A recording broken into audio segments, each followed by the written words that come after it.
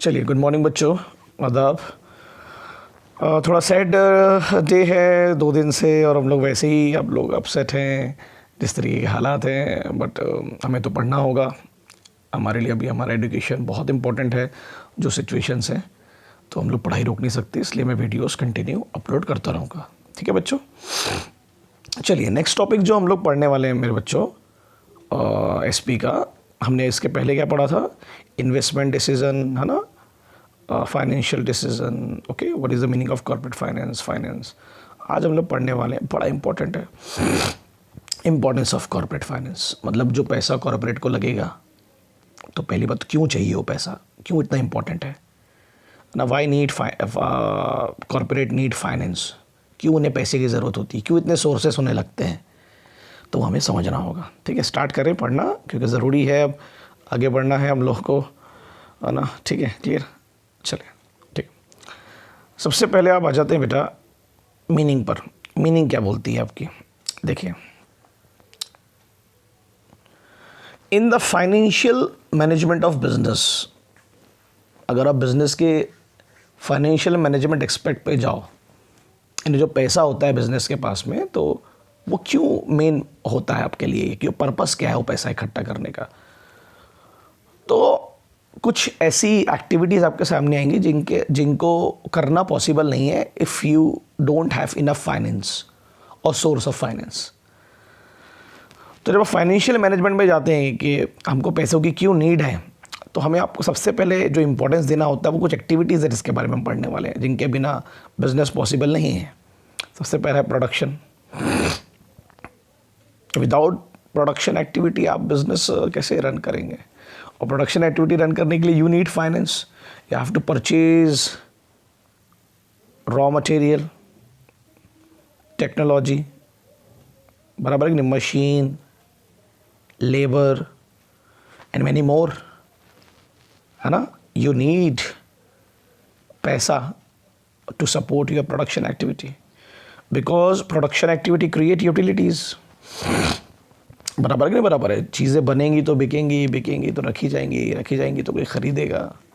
तो different utilities create करता है प्रोडक्शन एक्टिविटी, बिना पैसे के पॉसिबल नहीं है। That is why corporate need finance to support the activity of production. ठीक है, क्लियर है। फिर फाइनेंस तो एक one of the important activity है। You need finance to create more finance, you need पैसा टू क्रिएट मोर पैसा, है ना। फाइनेंस मतलब मनी एंड मनी मैनेजमेंट, तो you have to manage the money, है ना, to acquire from the different sources. तो ये एक पोर्शन हो गया। देन प्रोडक्शन के बाद अब सबसे इंपॉर्टेंट फंक्शन जो है आज के ज़माने का, वो है मार्केटिंग। अब मार्केटिंग में क्या आ जाता है सर? एडवर्टीजमेंट, है ना, आपका पैकेजिंग आ गया, आपका लेबलिंग आ गया, कम्युनिकेशन आ गया, आपका लोगों को बताना कि हम क्या बेच रहे हैं। अल्टीमेटली अगर इनको हम जोड़ेंगे बेसिकली, तो आप अपने प्रोडक्ट की यूटिलिटी को एनहांस कर रहे हैं। बराबर है कि नहीं बराबर है? अपने प्रोडक्ट को लोग वैल्यू ऐड कर रहे हैं, उसमें वैल्यू एडिशन बोलते हैं ना। बराबर है कि नहीं बराबर है? Marketing is more like a value addition to your product, and you need money for that marketing, because you hire experts, है ना, you have different mediums of advertisement marketing, तो यू नीड दैट। पैसे के बिना तो possible नहीं है। आज के ज़माने में आप देखते ही हैं, एक मूवी बनाई जाती है मूवी बिजनेस में, तो आप देखते हैं कि एक मूवी को बनाने के बाद में उसको बेचने पे आजकल उतना ही पैसा लगता है जितना बनाने में लगता है। Because you have to communicate आपने क्या बनाया है। तो क्या बनाया है वो इम्पोर्टेंट तो है, बट किस तरीके से आप लोगों को कम्युनिकेट करेंगे, किस तरीके से लोगों को दिखाएंगे, उसको एनहांस करेंगे, वो भी बहुत इंपॉर्टेंट प्रोडक्ट। ठीक है, नेक्स्ट आ जाते हैं बच्चों, you need personal activities, you need employees, you need experts. Personal मतलब फटाक से बोलेंगे, पर्सनल का मतलब क्या होता है? HR, ह्यूमन रिसोर्स, या एम्प्लॉयज़, पर्सनल। अब आपको अगर एम्प्लॉयज़ चाहिए तो उसके लिए क्या लगेगा? Finance. You need experts. Human resource के बिना तो मुझे लगता है सब एक्टिविटी बेसलेस है ना मार्केटिंग हो पाएगी, ना प्रोडक्शन हो पाएगा। सो पर्सनल मतलब एम्प्लॉयज़, ह्यूमन रिसोर्स, उसके लिए you need finance to support all these activities. Corporate finance is very important, corporate finance is very important.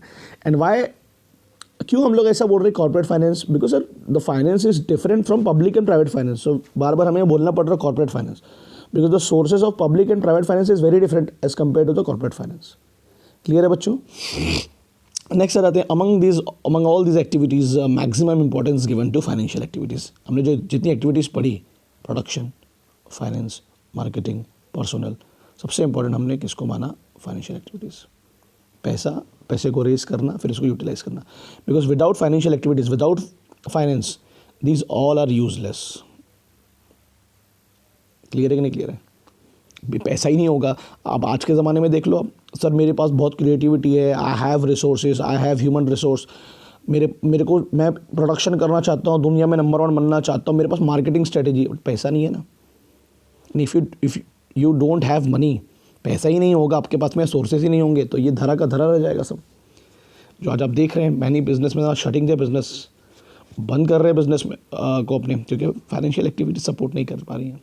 तो स्टार्ट करते पढ़ना। हेल्प्स इन डिसीजन मेकिंग, सबसे पहला पॉइंट। कॉर्पोरेट फाइनेंस आपको कैसे मदद करता है?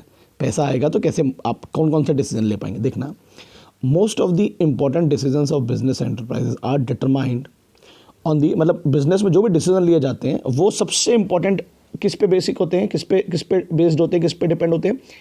Availability of funds. अगर मेरे पास फंड्स ही अवेलेबल नहीं है, मैं कैसे बिजनेस को आगे बढ़ाऊंगा? अभी राइट नाउ आप देखो, आप बहुत सारे ऐसे बिजनेस इंस्टीट्यूशंस है, बहुत सारे ऐसे बिजनेस एंटरप्राइजेज है जो अपने बिजनेस को आगे बढ़ाना चाहते होंगे, बट उनका फंड्स नहीं है ना। बहुत सारी ऐसी बैंकिंग कंपनी होगी जो इन्वेस्टमेंट करना चाहते हैं, बट उनके एनपीए में पैसा फंस गया होगा, क्योंकि जिन लोगों को उन्होंने लोन दिया होगा उनसे मिल नहीं पाएगा अभी कुछ महीने, कुछ साल, एनपीए में तब्दील हो सकता है, वो उनके लॉस एसेट हो सकता है उनके लिए। तो कहाँ से बैंकिंग कंपनी फंक्शन कर पाएगी? फिर गवर्नमेंट सपोर्ट करती है फिर ऐसी चीज़ों को। छोटे छोटे से उद्योग, छोटे छोटे से व्यापारी जो हैं वो, उनकी कॉर्पोरेट सेक्टर ख़त्म होते जा रहे हैं। बड़ी बड़ी कंपनियों को लोन की ज़रूरत पड़ेगी, पैसों की ज़रूरत पड़ेगी। तो availability is very important in terms of आपके पास कितना है, आप बाहर से कितना ले रहे हैं। It is difficult to perform any function of business independently without finance, definitely. अगर आपके पास में फाइनेंस नहीं है, अगर मैं लॉजिकली कहूँ तो आप अगर इधर समझे थोड़ा सा एग्जाम्पल में, अगर आपके पास में फाइनेंस या पैसा या सोर्सेस नहीं है, इन एक्टिविटीज़ को एक बार आप देखो, हो पाएगी क्या? प्रोडक्शन इम्पॉसिबल है ना, कम्युनिकेशन नहीं हो पाएगा, मार्केटिंग नहीं हो पाएगा, बराबर है, सेल्स नहीं हो पाएगी, रिसर्च एंड डेवलपमेंट सर कहाँ से होगा? पैसे लगते हैं ना, टेक्नोलॉजी क्रिएट करनी पड़ती। तो आप ये चीज़ें कर ही नहीं पाओगे ना अगर आपके पास में फाइनेंशियल रिसोर्सेज अवेलेबल नहीं है, कॉर्पोरेट फाइनेंस अवेलेबल नहीं है। क्लियर है? ठीक है। तो पहला पॉइंट अपन क्या पढ़ रहे हैं? It is difficult to perform any function of business enterprise independently without finance. Every decision in the business is needed to keep eye view of its impact on profitability. आप बिजनेस में जब कोई भी decision लेते हैं, कोई भी, क्या बनाना है भाई, मोबाइल फ़ोन की कंपनी डालनी है कि वॉशिंग मशीन बनाना है कि कपड़ा उद्योग डालना है, क्लोथिंग कि टीचिंग इंस्टीट्यूशन खोलना है कि कोई प्रोफेशनल सर्विसेज में जाना है, कोई आईटी सेक्टर, आपके दिमाग में एक ही चीज़ रहेगी ना भाई, उसकी प्रॉफिटेबिलिटी कितनी है। I have an idea but उसमें प्रॉफिट कमाने के चांसेस कम है। क्या मतलब? जैसे अभी राइट नाउ अभी सिचुएशन क्या है देश की, सर पैसा अगर है मेरे पास तो मैं तो वही बिजनेस में पैसा डालूंगा ना जो प्रॉफिट मिलेगा फिलहाल एट प्रेजेंट। तो अभी कौन से बिजनेस में प्रॉफिट है? सर अभी एग्रीकल्चर प्रोडक्शन में प्रॉफिट दिख रहा है, फार्मिंग सेक्टर, फार्मेसी सेक्टर में प्रॉफिट दिख रहा है, डिजिटल टेक्नोलॉजीज़ में प्रॉफिट दिख रहा है। कपड़ा उद्योग की हालत ख़राब है सर, मुश्किल है अभी फ़िलहाल रिकवर करना, तो मैं वहाँ पैसा डालूंगा। बड़ी बड़ी कंपनियाँ अभी क्या कर रही हैं? मेडिकल इक्विपमेंट्स के प्रोडक्शन में जा रही हैं, जो बड़ी बड़ी मैन्युफैक्चरिंग कंपनियाँ, वहाँ प्रॉफिट है ना। कार कोई खरीद रहा नहीं है अभी नीड नहीं है लोगों को ऑटोमोबाइल सेक्टर की उतनी। सो देयर में भी नंबर ऑफ अल्टरनेटिव्स। तुम्हारे पास में बहुत सारे अल्टरनेटिव्स होंगे कि भाई अभी कार बनाएं, कि फूड प्रोडक्शन पे फोकस करें, लॉजिक समझ रहे हैं ना, कि फार्मेसी सेक्टर पे जाएं, कि टेक्सटाइल इंडस्ट्री पे जाएं, but you have to choose the best one. आपको अभी वो देखना होगा जो आपके कम रिसोर्सेज में भी आपको प्रॉफिट कमा के दे। लॉजिक समझ रहे हैं? इनमें से दो चूज़ कर लो जो तुमको ठीक लगे। जैसे फार्मेसी सेक्टर में गए, ये मेरे प्रॉफिट को सबसे ज़्यादा इंक्रीज़ करने वाला है, तो मैं इसको चूज़ करूँगा। फार्मेसी भी अल्टीमेटली फूड, मतलब एग्रीकल्चर पे बेस्ड है, अगर इसमें एग्रीकल्चर लिख दो इसको तो अल्टीमेटली बराबर है कि नहीं बराबर है ना। तो it's not about you having the finance, it's about कि मैं कौन से बिजनेस को चूज़ करूँ जो मुझे प्रॉफिट को इंक्रीज़ करने में मदद करे। है ना, देखो लिखा भी है ना इसमें, जो मेरे प्रॉफिट को एनहेंस करें। Definitely management is required to select the best one which will enhance the profitability. अब वो मैनेजमेंट एक्सपर्ट है, उनको पता है कौन सा चूज़ करना है। क्योंकि देखो हमने कभी नहीं सोचा था कि पैनासोनिक भी फ़ोन लाया ना, क्योंकि उनको लगा कि यार अभी इलेक्ट्रॉनिक आइटम में सबसे ज़्यादा फोन बिकने वाली चीज़, प्रॉफिटेबल चीज़ मोबाइल फ़ोन है, गो फॉर इट। समझ रहा है क्या बोल रहा हूँ? ठीक है, चलो स्टार्ट करते हैं आगे। Business organisation can give green signal, वो उसी प्रोजेक्ट को ग्रीन सिग्नल देंगे, है ना, उसी प्रोजेक्ट में हामी भरेंगे जो फाइनेंशियली पॉसिबल है, वायबल है, प्रैक्टिकली पॉसिबल है। भाई डेफिनेटली मैं सोच रहा हूँ कि मैं ऐसा बिजनेस, पैसे फाइनेंशियली पॉसिबल तो हो ना, तुम्हारी इमेजिनेशन से बिजनेस नहीं चलेगा ना। छोटा सा बिजनेसमैन है, अब उसको फॉर एग्जांपल फार्मेसियल बिजनेस में जाना है, भाई पहले देखो कितना पैसा लग रहा है, कहाँ से क्या जुगाड़ होगा, आपको वर्किंग कैपिटल कितना लगेगा, उसमें बिजनेस एसेट्स कितनी लगेगी, and then go for it. Financially viable होना बहुत ज़रूरी है ना। भाई आज फेसबुक ओनर ने, मार्क जुकरबर्ग ने अगर रिलायंस जियो में पैसा लगाया, क्यों लगाया? उसको लगा वहाँ से मुझे कुछ प्रॉफिट हो सकते हैं, तभी ग्रीन सिग्नल दिया। ऑफ़र तो बहुत जगह से आए होंगे, बार बार ऑफर आया होगा जियो से, क्यों लगाया जुकरबर्ग ने पैसा वहाँ पर रिलायंस जियो में? बिकॉज उसको लगा एक तो फाइनेंशियली वायबल है, मैं इतना पैसा लगा सकता हूँ और मेरी प्रॉफिटेबिलिटी को एनहेंस करेगा, तभी तो हम चूज़ करते हैं ना। ठीक है, बड़े बड़े उद्योगपति जो हैं वो क्यों क्रूड ऑयल इंडस्ट्री की तरफ जाना चाहते थे? क्योंकि एक ऐसा बिजनेस था जो आपके प्रॉफिट को इंक्रीज़ करता है, जिसकी डिमांड कभी ख़त्म नहीं होती है। एट प्रेजेंट तो हालत खराब है क्रूड ऑयल की। ठीक है, समझ में आ रहा है? The corporate finance plays significant role in decision making process. जैसे आज मुझे फॉर एग्जांपल के तौर पर बहुत सारी चीज़ें समझ में आ रही है एज ए टीचर कि मुझे कौन सी चीज़ को चूज़ करना है, कहाँ पैसे इन्वेस्टमेंट करने हैं, कैसे मैं अपनी सर्विसेज को एनहेंस कर सकता हूँ। I have many options, I have to choose the best one. बराबर है? बराबर है कि नहीं भाई? जैसे मैं पहले वीडियोस बना रहा था, मेरी एनर्जी भी जा रही थी, मैं बहुत गर्मी में खड़े होकर बनाता था। ठीक है, थोड़ा साउंड का इशू था, बिकॉज मेरे को एक चीज़ समझ में आ गई कि भले आपको हर चीज़ समझ में आ रही थी, पहले मैं लिखता था शीट्स पे, आपने देखा होगा। मैंने बहुत सारे तरीके अपनाए, आपने देखा, मैंने शीट्स पे भी लिखा, मैंने आपको वीडियोस भी कॉल की पढ़ाया, फिर मैंने बोर्ड के थ्रू भी पढ़ाया, अभी मैं ये स्क्रीन रिकॉर्डर के थ्रू पढ़ा रहा हूँ। इस पर एनर्जी आती थी, एनर्जी, गर्मी लगती थी, आवाज़ का, क्योंकि मेरे लिए इंपॉर्टेंट है, it's not about looking my face, searching my face, it's about my voice. आपको मेरी आवाज़ समझ में आनी चाहिए, तब आप समझ पाएंगे कि मैं क्या पढ़ा रहा हूँ, बिकॉज रिसोर्सेज मेरे पास में भी बिल्कुल लिमिटेड है। बोर्ड के थ्रू पढ़ाया and then go for screen recorder. तो मुझे लगा ये फाइनेंशियली भी वाइबल भी है, कोई ज़रूरत नहीं इन्वेस्टमेंट की, और ये मेरे को इंक्रीज़ भी कर रहा है मेरी सर्विसेज को बेहतर तरीके से। तो मैं इसके साथ गया, चेहरा बाद में दिखा देंगे आपको, समझे ना। So I have the alternatives but I choose the best one, जो मुझे ठीक लगा। मैनेजमेंट तो मैं खुद ही हूँ। ठीक है, नेक्स्ट है help in raising capital for a project. जो कॉर्पोरेट फाइनेंस है वो आपको मदद करता है कि कौन से प्रोजेक्ट के लिए कितना कैपिटल रेज करना है। Whenever a business firm wants to start a new business, new venture, है ना, it needs to raise capital. Tata industries हर थोड़े दिन में एक नई चीज़ को इंट्रोड्यूस करते हैं, रिलायंस हर थोड़े दिन में एक नई चीज़ को इंट्रोड्यूस करते हैं, तो उनको ये ध्यान देना होगा ना कि पैसा भी तो उठाना पड़ेगा उसके लिए। So business firm can raise funds by issuing, ये तो पढ़ाया मैंने आपको। देखो कॉर्पोरेट फाइनेंस की बात हो रही है इसलिए ये सब सोर्सेज के नाम है। पब्लिक फाइनेंस होता तो ये नहीं होता, टैक्स नॉन टैक्स रेवेन्यू आ जाता। प्राइवेट फाइनेंस होता तो हमारी सेविंग्स हो जाती हैं, थोड़ा बहुत बैंक की तरफ जाते हैं हम।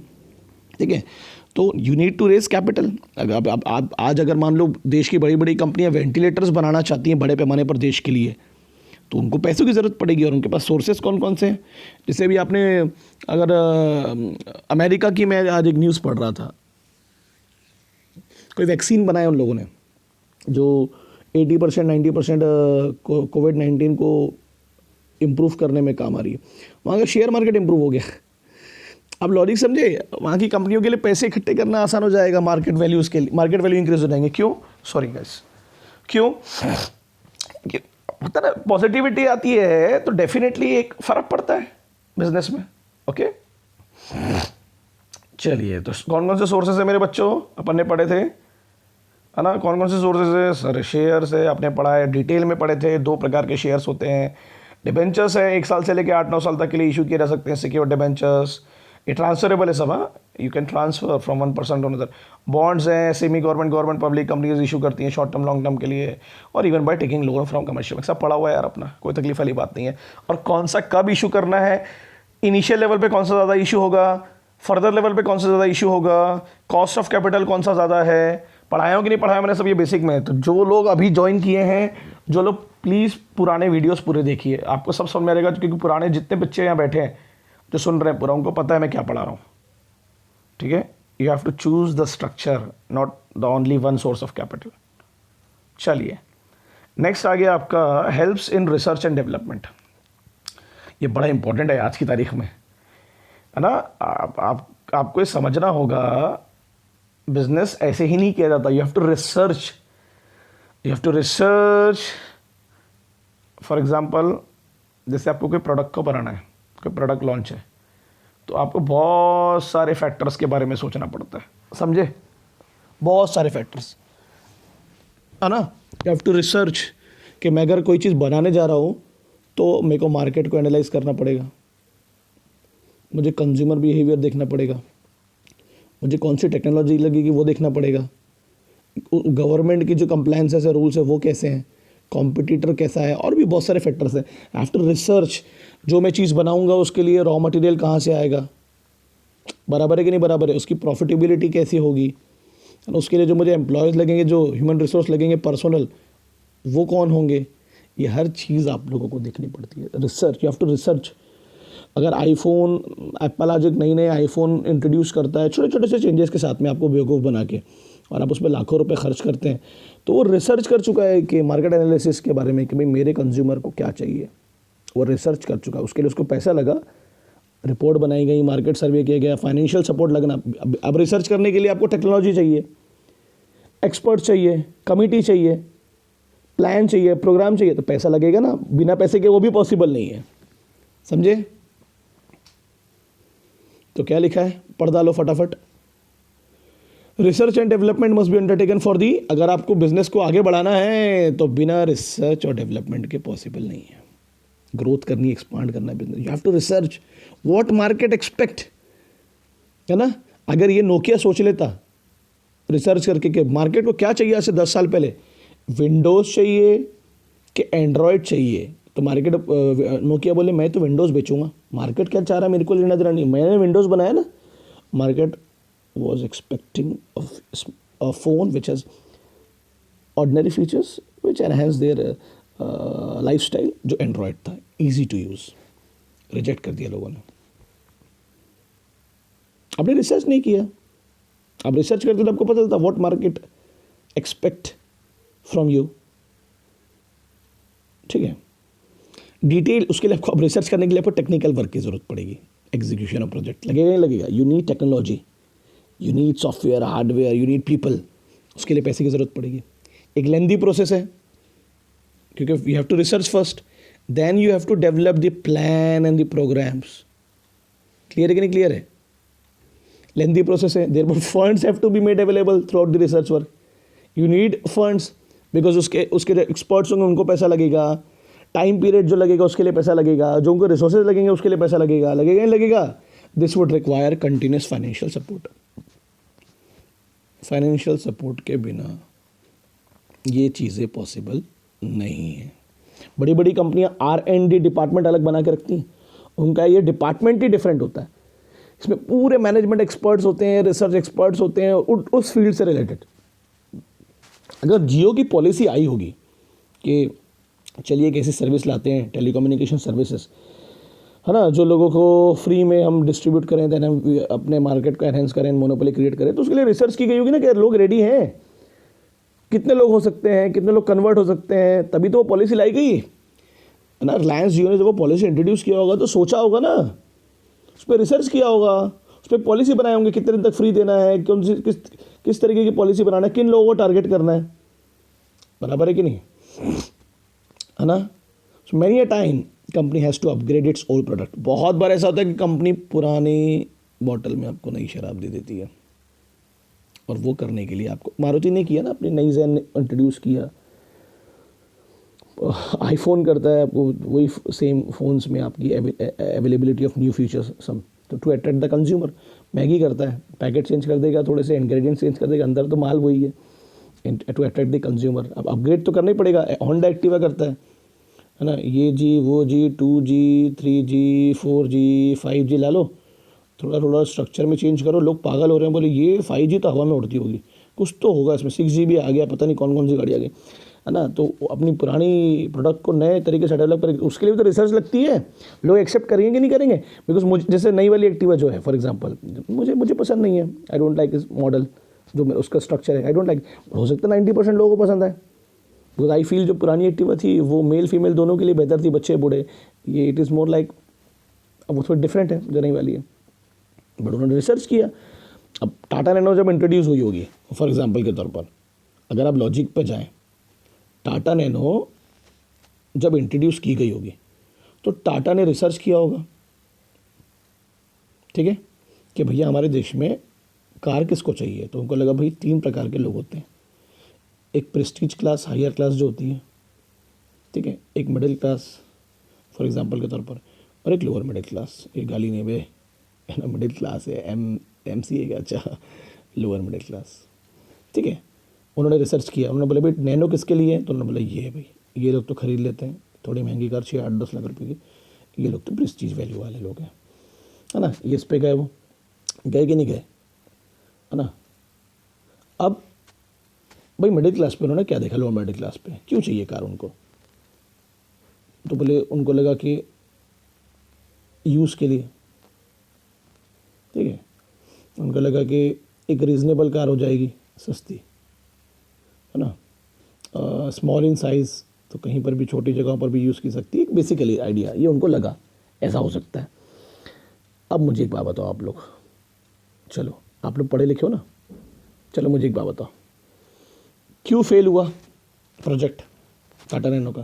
सर सिंपल थॉट है, टाटा नैनो ने जब इंट्रोड्यूस किया तो उनका मार्केटिंग था वो थोड़ा सा उनके लिए कॉन्ट्रडिक्शन हो गया, उनके लिए आयरनी हो गई। वो कैसे, मार्केटिंग में उन्होंने बोला Tata introduce world's cheapest car, cheap, और इकोनॉमिक्स में एक टर्म होता है सस्ता है तो ख़राब है, बैड क्वालिटी, लंबा नहीं चलेगा।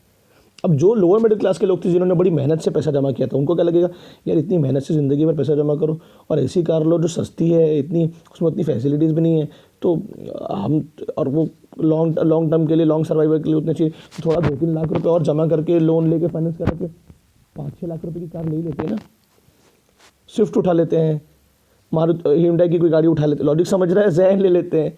फेल हो गई गाड़ी, उन्हीं की गाड़ी है, टाटा की एक दूसरी गाड़ी है इंडिका, वो ले लेते हैं। ये चीप बोलना ही उनको भारी पड़ गया, किस तरीके की वो मार्केटिंग है भारी, जब मार्केटिंग गलत होगी कितना पैसा लगा, रिसर्च करें, मगर जब प्रोडक्ट डेवलप किए तो मार्केट वो सब कुछ बढ़िया रहा, मार्केटिंग गलत होगी, समझ रहे हैं। चलो बढ़िया। सो आपको फॉर द कंपनी टू सर्वे करना पड़ेगा, मार्केट एनालिसिस, एंड उसके लिए फाइनेंशियल सपोर्ट की जरूरत बहुत ज़्यादा पड़ेगी, ठीक है बच्चों। फोर्थ पॉइंट है helps in smooth running of business firm, a smooth flow of corporate finance is needed to that. ये देखो कितना इंपॉर्टेंट चीज़ आप पढ़ रहे हैं हम लोग। अगर आपको बिजनेस को कंटिन्यूसली फ्लो में रखना है तो आपको सैलरीज देनी होगी एम्प्लॉयज़ को, तभी तो उनका मनोबल बढ़ेगा। मोटिवेशन चाहिए भैया, मॉनिटरी मोटिवेशन, कहाँ से उनसे नहीं तो काम निकलवाओगे। Paid on time, loans are clear on time, तो बैंक्स आप पे भरोसा करेंगे, उससे आपकी क्रेडिट वैल्यू बढ़ेगी, क्रेडिट वैल्यू आगे आगे लोन मिलने में आसानी होगी। रॉ मटेरियल आप कभी भी खरीद सकते हो जब ज़रूरत पड़ेगी। एग्जिस्टिंग प्रोडक्ट के सेल्स प्रमोशन, बिना एडवर्टीजमेंट के आप एग्जिस्टिंग प्रोडक्ट को कैसे बेचोगे, अब बिना कैश के हो ही नहीं पाएगा ना। New products can be launch effectively, ये सब करने के लिए you need finance, so corporate finance, the different sources, है ना, बराबर है कि नहीं। देखो कितनी सारी कंपनी अपनी सैलरीज नहीं दे पा रही है एम्प्लॉयज़ को, तो कहाँ मोटिवेशन मिलेगा, कहाँ काम कर पाएंगे वो, क्योंकि उनके पास सोर्सेज ऑफ फाइनेंस ही नहीं बचे अब, बिकॉज बिजनेस प्रॉफिटेबिलिटी में नहीं है अभी। क्लियर है कि नहीं क्लियर है, समझा। डिटेल में पढ़ेंगे बेटा तो मज़ा आएगा, तभी आप लोगों को भी समझेगी जो प्रैक्टिकल एग्जाम्पल के थ्रू हम लोग पढ़ रहे हैं अभी, ठीक है। मॉनेटरी मोटिवेशन मिलता है ना बेटे, तब जाके आप एक्सपर्ट बनते हो। बिना पैसे के क्रिएटिविटी, एक्सपर्ट, ये सब चीज़ें नहीं चलती। पैसा चाहिए, पैसा, किसी को भी, चाहे एम्प्लॉय हो चाहे बिजनेसमैन हो, शाहरुख खान का एक बड़ा अच्छा कोट याद आ रहा है मुझे, गुर्बत में क्रिएटिविटी नहीं होती है ना, जब आदमी गरीब होता है, भूखा होता है ना, तो वहाँ क्रिएटिव नहीं, वहाँ भूख पहले मिटाना पड़ता है। ठीक है, क्लियर है, इतना समझा आप लोगों को? पक्का? चलो ग्रेट। अब नेक्स्ट जो बचे हुए टॉपिक्स है वो हम लोग कल पढ़ेंगे, क्योंकि हमने ऑलरेडी, मैं आपको पहले बता चुका, लेक्चर्स लंबे नहीं होने चाहिए, अच्छे होने चाहिए। ठीक है, आपको समझ में आना चाहिए, जो भी चीज़ें पढ़ा है उसको लिख लीजिएगा। ठीक है बच्चों, चलिए बाय, टाटा, टेक केयर, ध्यान रखिए अपना।